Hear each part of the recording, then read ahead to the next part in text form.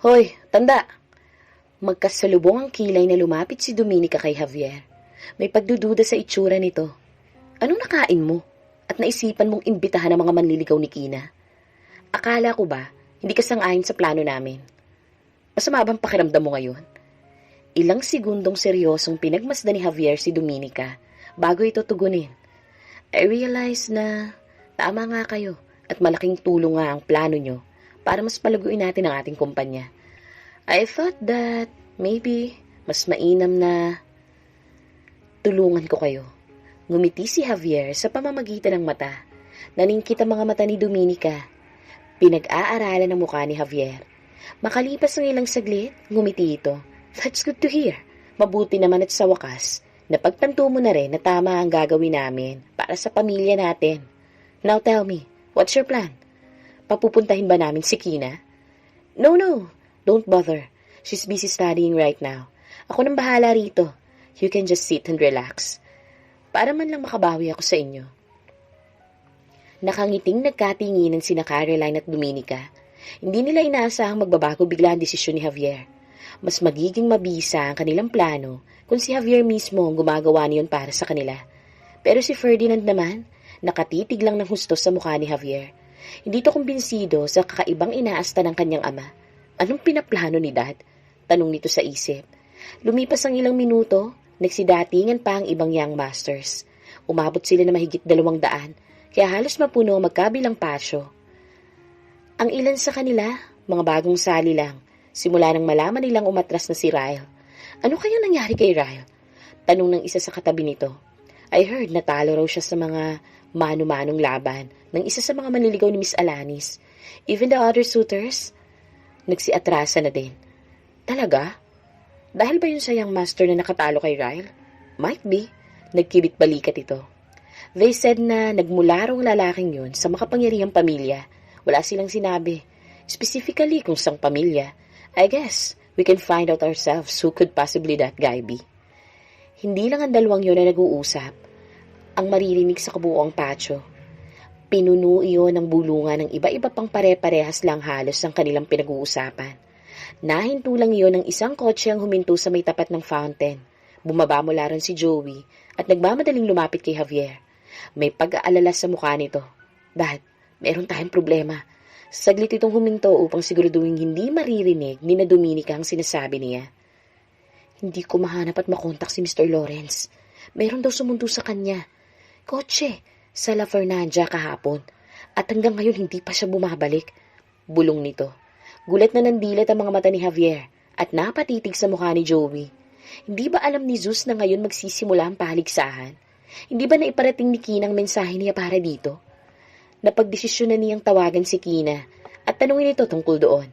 Makalipas ang ilang segundo, sumagot na si Kina. Grandpa, bahagyang dumistansya si Javier kina Dominica upang hindi siya maulunigan ng mga ito. I just want to ask kung na-inform mo ba si Mr. Lawrence patungkol sa gaganapin ngayon? Malumanay ang boses na yun ni Javier, umaasa sa magandang itutugon ni Kina. Ngunit hindi kaagad nakatugon itong si Kina na ikinataas ng kanyang kilay. I'm sorry, Grandpa. I forgot. Masyado ako naging abala sa pag-aaral eh. Gumuhit ang pagtataka sa mukha ni Javier. Alam naman ni Kina kung gaano ka-importante ito, hindi lang para sa kanilang pamilya. Kung hindi ay maging sa relasyon na rin nilang dalawa ni Zeus. Huwag nitong sabihin mas mahalaga pa ang pag-aaral nito kaysa sa saglit na pag-uusap nila ni Zeus. Para lang paalalahanan nito tungkol sa importanteng magaganap ngayong araw. Nagpakawala ng mababaw na buntong hininga si Javier. It's fine. Don't worry about it. Pasensya na kung naabala man kita ngayon. Malugod pa rin siyang ngumiti sa kabila ng bahagyang pagkadismaya. I'll go back to studying now.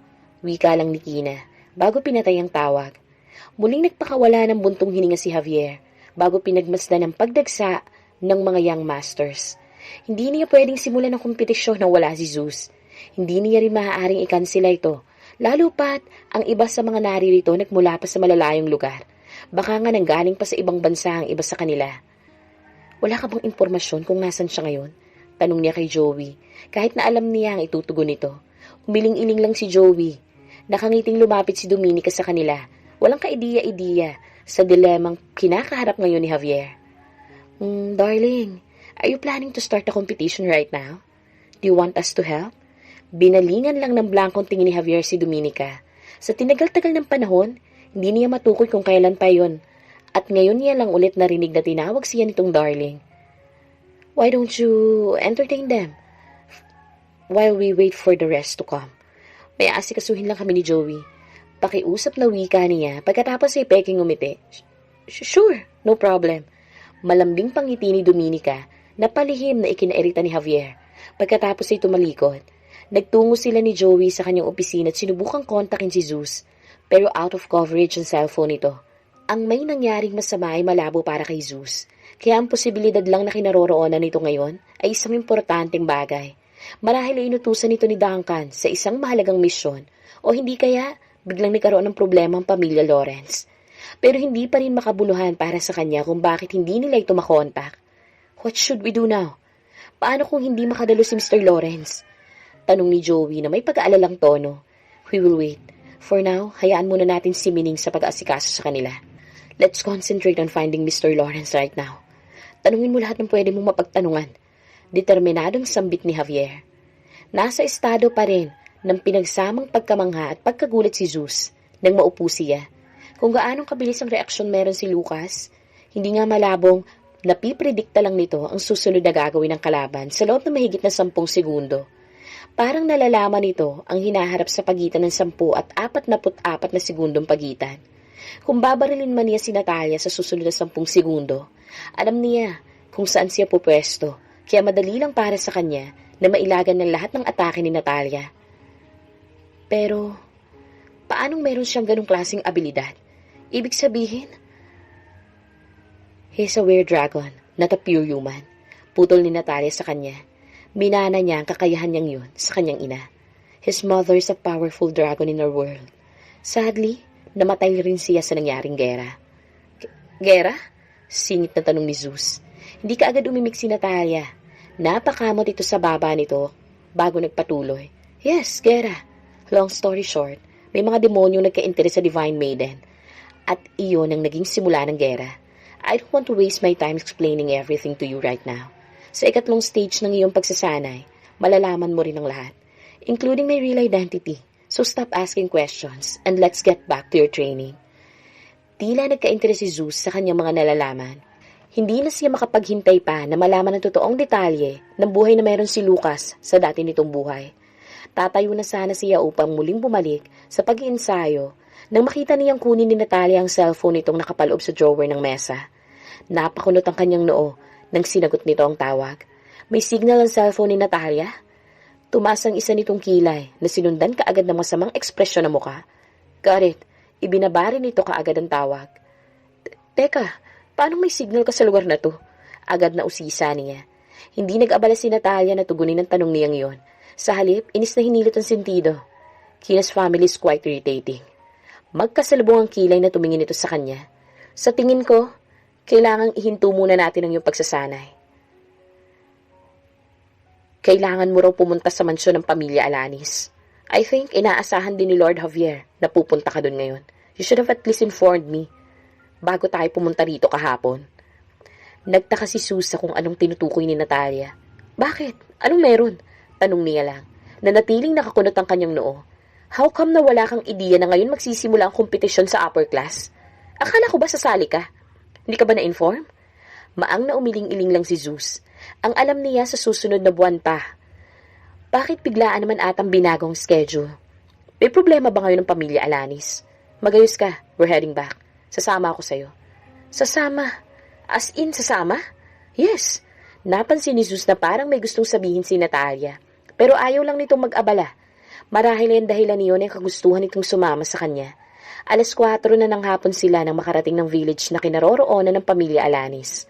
Pagliko pa lang ng kotse ni Natalia, sa isang kanto, tumambad na sa kanilang napakahabang hilera ng kotse sa bakanting lote. Naging one-way ang daanan patungo sa mismong mansyon.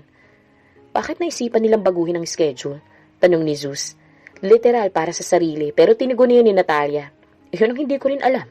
Tipid na sambit nito, sa seryosong muka. Pinagmamasdan ni Zeus sa mga kotseng kanilang nararaanan. Doon pa lang masasabi niya na ang ilan sa mga kalahok ay talagang nagmula sa makapangyarihang pamilya. Napataas ang kanyang kilay nang madaanan nila ang isang pamilyar na kotse. Iyon ang kotseng ginamit ni na Trevor nang magkaroon ng pagdiriwang sa mansyon ng pamilya Alanis. Tumanaw siya sa direksyon ng mansyon. Bumalik na ba si Trevor? Diretsyong ipinasok ni Natalia ang kanyang kotse sa residensya ng pamilya Alanis. Nakuha nun ang atensyon ng mga young masters na ngayon ay kanya-kanyang nakaupo na sa mga chivalry na upuan sa magkabilang patio. Kasalukuyang nasa may beranda sina Dominica habang ipinapakilala ni na Caroline at Ferdinand ang bawat bisita gamit ang mikropono.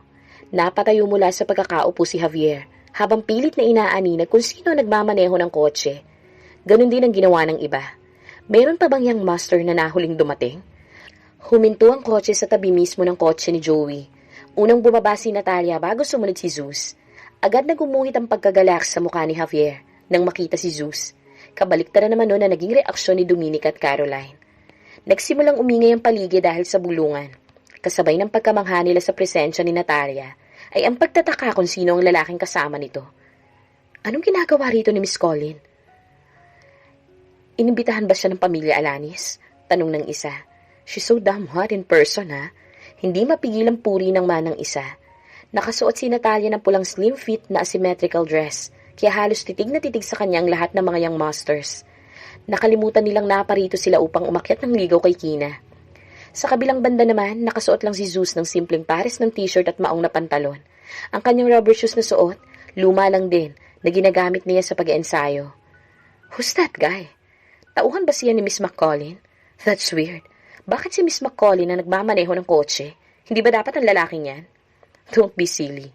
Probably tagadala lang yan ang kanyang gamit. O hindi kaya utusan. Malamang hindi yan marunong magmaneho ng kotse. Sambit ng isa na sinundan na mahinang pagtawa. Makalipas ang ilang saglit, ay muli nilang itinoon ang kanilang atensyon sa napakagandang si Natalia at sa napaka-elegante nitong paglalakad. Kompletong inignora nila si Zeus na nakasunod lang sa likuran ni Natalia.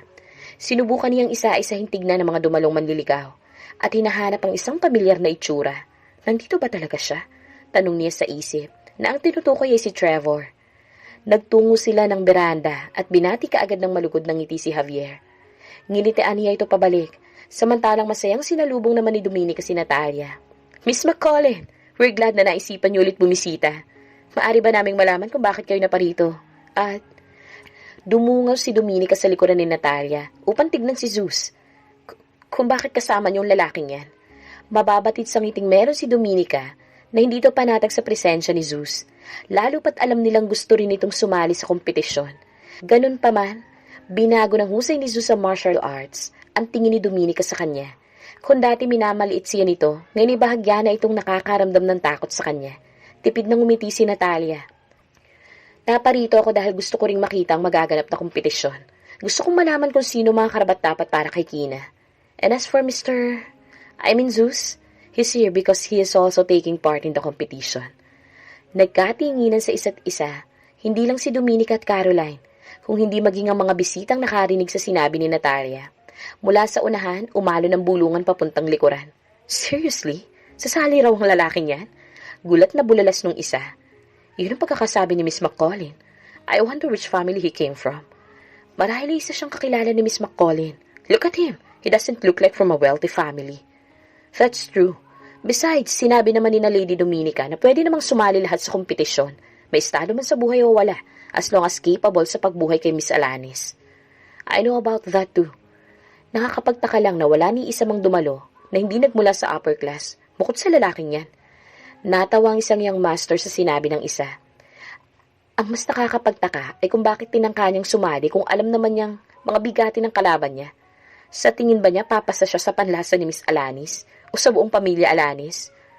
That's exactly what I'm thinking, sang-ayon ng isa. Inaakala siguro ng lalaking yan na laro lang ang kompetisyong to. He will learn his place sooner or later. Kanya-kanyang masasamang opinyon ang maririnig mula sa mga young masters. Yun ang pumuno na ingay sa patio. Palihim na nasihan doon si Dominica. As long as walang magaganap na martial arts competition, madali lang nilang matatalo ang lalaking to. Naisip nito. We already knew about that. He can join if he wants to. Alam niya naman sigurong mga makapangyarihang young master ang kakompetensya niya. Sambit ni Dominica kay Natalia. Binalingan ni Natalia na mapaglarong tingin si Zeus. Zeus, Sure ka bang itutuloy mo pang pagsali? Narinig mo naman ang sinabi ni Lady Dominica. Gustong matawa ni Zeus sa paraan ng pagkukunwari ni Natalia, pero sinakyan lang niya ito. Napapag-isip-isip ko nga rin kung itutuloy ko pa ba to. Mukhang mahihirapan nga akong manalo. Umiling-iling pa siya. Well, bakit hindi ka nalang mag-back out ngayon pa lang? Okay lang naman sa amin na hindi mo ituloy ang pagsali. As you can see, bahagyang lumapit si Dominica sa kinatatayuan ni Zeus. Pagkatapos parehas nilang tinanaw ang halos 300 na mga young masters. They were all from a powerful families, from upper class. Wala ni isa man sa kanila nagmula sa lower class na pamilya. They are smart enough to think na hindi magandang makipagsabayan sa upper class. Magsasayang ka lang ng oras at pagod kung itutuloy mo ang pagsali mo. Ang inaalala ni Dominica ay ang tsansa ni Zeus na manalo sa kompetisyon. Inaasahan niya sanang si Ryle ang mananalo, pero kinagbigla niya na umurong ito. Ang mas kinatataka niya pa, maging ang mga kasamahan nito noon nung gabing umakyat sila ng ligaw kay Kina, nagsiatrasa na din. Marahil ay dahil yun sa takot nila sa ipinamalas ni Zeus. Kaya kung itutuloy man ng mga ito ang pagsali, wala siyang ibang pagpipilian kung hindi yan tanggalin sa paligsahan ng martial arts. Lalo pa ngayong napagdesisyonan ni Javier na tumulong na, marahil ay dahil lang din sa sinusuportahan nito si Zeus. Salamat sa paalala. Pero gusto ko po ang inyong apo. Ipapanalo kong kompetisyong ito kahit na sino pa man ang katunggali ko. Wala kayong dapat ipag-alala, wika ni Zeus. Habang may kalmadong ngiti, agad na nagbago ang timpla ng itsura ni Dominica matapos marinig ang sinasabi ni Zeus. Gayunpaman, nagtimpi ito sa galit nito dahil naroon din si Natalia na sa tingin niya sinusuportahan din si Zeus. Hindi porket sinusuportahan ka ni Miss McCollin at ni Javier dahil sa husay mo sa martial arts, may tsansa ka ng manalo sa kompetisyon. Inis na sambit nito sa isip. Iyon ang gusto niyang isinghal kay Zeus. Napon na ni Caroline ang galit na ekspresyon ni Dominica kaya nilapitan niya ito. Mom, hayaan mo na lang siya. Hindi rin naman siya mananalo. Wala siyang maipagmamalaki pa bukod sa kanyang martial arts. Kaya huwag niyo masyadong istresin ang sarili niyo sa kanya. Napasinghap si Dominica na mapagtantong may punto ang sinasabi ni Caroline. You're right. Bakit nga ba big deal pa sa akin ang presensya ng lalaking to kung wala namang martial arts sa paligsahan natin? Napakunot ang noo ng ilan dahil sa sinabi ni Dominica. Ang ilan ni nadismaya pa sa narinig. Talaga ba? Tinanggal na nilang martial arts sa listahan? Tanong ng isang young master. Sayang naman kung ganun. Hindi ko na may papamalas ang husay ko sa harap ni Miss Alanis. Nanghihinayang na saad naman ang isa. Paswerte ka nga kung totoong tinanggal nilang martial arts. Hindi mo mararanasan pa ang bagsik ng aking mga kamao. Pagyayabang naman ang isa pa. Naging maingay ulit ang magkabilang patio. Nagsalubong mga kilay ni Javier dahil sa sinabi ni Dominica. Mining, anong ibig mong sabihin wala ng martial arts sa paligsahan? Hindi ba't yun ang pangatlong kriteria para sa puntos na matatanggap ng mga kalahok? Mapang-inis na tumaas parehas ang kilay ni Dominica. Nagbago na ang isip ko eh. Naisip kong hindi magandang magkasakitan ng mga manliligaw ni Kina para lang sa puntos na kanilang makukuha. Isa pa, hindi naman talaga mahalaga ang kriteria na yun. Umaktong lalapit si Javier kay Dominica. Pero huminto rin siya pagkatapos ay hindi na umimik pa. Kinimkim na lang niyang sama ng loob dahil sa pagiging sakim ni Dominica. Alam niyang ginagawa lang iyon upang makasigurong hindi mananalo si Zeus sa paligsahan. Kailan pa naging mahalaga sa'yo kung magkasakitan man o hindi ang mga young masters? Hindi ba't ang mahalaga lang sa'yo ay kung sino ang pinakamayaman sa kanila? Panunumbat ni Javier sa isip.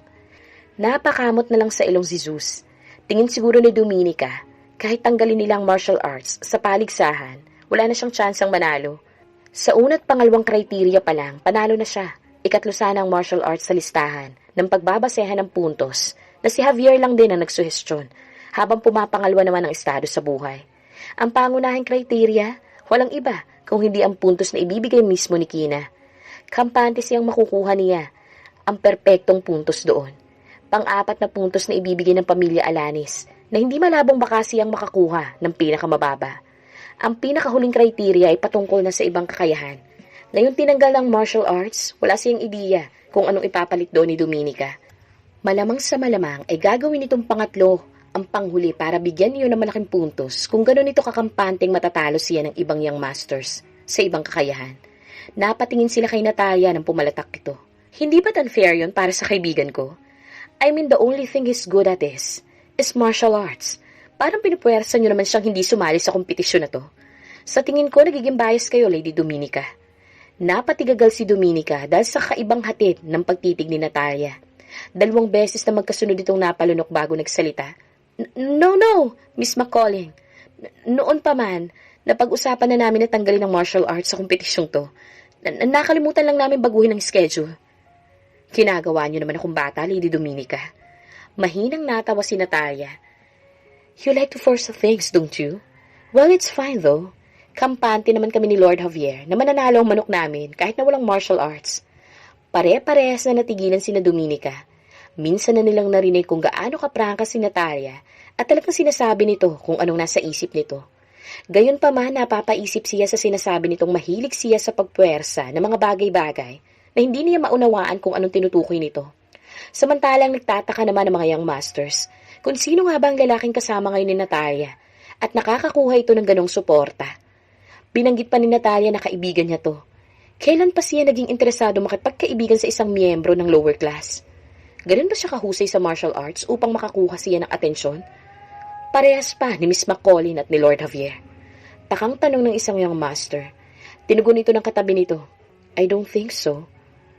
Parang hindi naman yun ang rason kung bakit kakilala niya si Miss McCollin at si Lord Javier. Si Reynold Zurich ito. Napagdesisyonan nitong dumalos sa pagbubukas ng kompetisyon, hindi dahil sa aakyat din ito ng ligaw kay Kina. Naparito ito upang kunin ang tsansang makausap si Zeus ng personal. Anong ibig mong sabihin? Do you know who that man is? Ilang saglit pa bago isang beses na tumango si Reynold. Ang lalaking yan ay walang iba kung hindi ang mananalo sa kompetisyon na to. Wala kayong magagawa laban sa kanya. Mahinang sambit nito, pero sapat na yun upang maulinigan ng dalawa nitong katabi. Natawang nasa kaliwang bahagi ni Reynold. Cut the crap. Kailan ka pa natutong magbiro? Yeah, that's bullshit. Ni mukhang hindi nga siya marunong ng martial arts. Sambit naman ang nasa kanan. Seryosong binalingan ito ni Reynold. Pagkatapos ay umismit.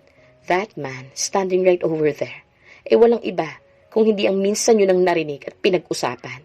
Siya'y walang iba kundi si Zeus Lawrence. Parehas na nanlalaki ang mga mata ng dalawa dahil sa narinig. May kung anong lamig silang parehas na naramdaman sa kanilang batok nang marinig nila ang pangalang Zeus Lawrence. Parehas na napatingin sa beranda ang dalawa. Nagsimulang manginig ang mga tuhod. Minsan na nilang narinig kung anong klaseng young master si Zeus at kung anong mga pagsasanay ang mga ginawa nito. Maging ang sariling assets nito, hindi saklaw ng kanilang kaalaman na alam nilang hindi mapapantayan ng yaman ng kahit buo pa nilang pamilya. Hindi pa man banggitin na itong presidente ngayon ng Endex Corporation. Nagkatinginan ng dalawa bago sabay na tinignan si Reynold. Seryoso ka ba? Siya ba talaga si Zeus? Zeus Lawrence? Pabulong na tanong ng isa sa nauutal at nanginginig na boses. Napairap si Reynold pagkatapos ay napabuntong hininga. Muli niyang naalala ang una nilang pagtatagpo ni Zeus at kung gaano rin siya kinabahan noon. Hindi lang basta SVIP client ng Light Metro Bank si Zeus na may nakadepositong bilyong-bilyong dolyar na halaga ng pera, kung hindi ay pag-aari din ng pamilya nilang mismong bangkong yun. Kumpara kay Zeus, mga langgam lang ang lahat ng naririto. Oras na kagatin siya ng mga ito, paniguradong pipis sa iniya lang ang mga ito. Did you know him personally? Nagawa mo ba siyang kaibaganin? Mabait ba siya? Pag-uusisa ng nasa kaliwa. Bigla itong naging interesado kay Zeus. Higit pa man sa kung anong ipinunta niya rito. All I know, siya si Zeus Lawrence. Just don't mess with him. Kung hindi niyo gugustuhin ang kahihinatnan niyo. Sabay na tumangutango ang dalawa. Nagpatuloy si Reynold. And also, kung gusto niyo ng mapayapang pagsali sa kompetisyon, better to keep your mouth shut. Kung nakikita niyo, isang low-key na tao si Mr. Lawrence. He likes wearing ordinary clothes, not to fool us about his real identity. Yun ay dahil sa, dun siya komportable.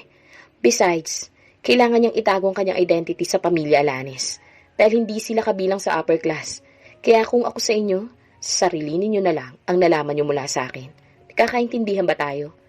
Mabilis na muling tumangutango ang dalawa at sabay pang napalunok upang basain ang nanunuyong lalamunan. Tumikim si Ferdinand upang agawin ang atensyon ni Natalia. Pasensya na, Miss McCollin, pero mukhang nalito lang ata si Mom sa aming napag-usapan patungkol sa mga kriteriya ng paniksahan. Napataas parehas ang isang kilay ni Dominica at Caroline. Nambalingan nila ng tingin si Ferdinand. Anong sinasabi nito? Hindi naman ito kasama sa nagdidesisyon para sa kompetisyon. Kumunot ang noon ni Natalia. How so? Actually, napagdesisyon na naming ilagay sa pinakailalim ng criteria ang martial arts skills. Gaya ng sinabi ni Mom, hindi naman gaano ka-importante ang martial arts para sa aming pagbabasehan. Kaya binabaan na lang namin ang puntos nun. Napakurap-kurap na lang ang mata ni Dominica sa sinabi ni Ferdinand. Iimik na sana siya upang punahin. Pero napagtanto rin niya na parang isinasalba lang siya nito sa mga mata ni Natalia. Anong pinagsasabi mo riyan? Kung sinabi ni Mom na tinanggal, what Ferdinand said is true. Putol ni Dominica sa pagtatalak ni Caroline. We decided at first na tanggalin na lang ang martial arts sa criteria. Pero napagdesisyon na namin na sa huli na lang siya ilagay. Doon sa may pinakamababang puntos, nakalimutan ko lang ang tungkol doon. Paliwanag nito, habang may pilit ng ngiti. Nagtatakang napatingin na lang si Caroline rito. Nang mapagtanto ang sitwasyon nila, sumang-ayon din naman kaagad ito. Yeah, Miss McCollin. Nalito lang talaga si Mom sa kung anong napagkasunduan namin. Nagpalipat-lipat sa tatlo ang tingin ni Natalia. Dismayado ito. Ito ang nakagis ng pamilya ng bagong Divine Maiden. Gustong-gusto niyang turuan ng mga ito ng leksyon dahil sa ginagawa nila kay Kina.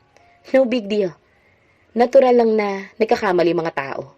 And that's what makes you interesting.